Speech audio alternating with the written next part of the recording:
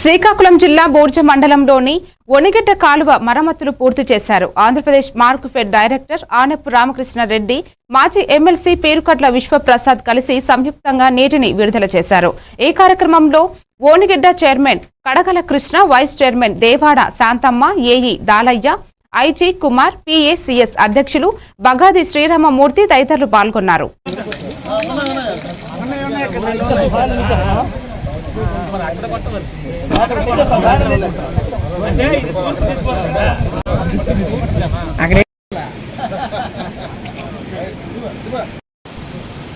మండలంలో ఉన్నటువంటి రైతులు 50 మందికి తక్షణం నీరు అన్ని పొలాలకి చేరాలి, రైతులందరికీ సకాలంలో నీరు చేరాలి, దమ్ములు అయ్యేటప్పటికి వరి నాటుకు నీరు అందాలనేటువంటి ఉద్దేశంతో మన గౌరవ శాసనసభ్యులు శ్రీ కోన రవికుమార్ గారు ఆయన ఏంటంటే 1,22,00,000 ఇది పూడికి తీత కోసం ఈ సంవత్సరం మంజూరు చేసి, అన్నింటికంటే ముందుగా ఇప్పుడు కూడా ఆగస్టులోనో సెప్టెంబర్లోనో డిసెంబర్లో కొంతమంది చేశారు. గడిచిన 5 సంవత్సరాలు అయితే ఆ పనులే లేవు. కానీ తెలుగుదేశం పార్టీ అధికారంలోకి వచ్చాక కూటమి ప్రభుత్వం ఏర్పడిన తర్వాత మొట్టమొదటిసారి బూర్జు మండలానికి 1,22,00,000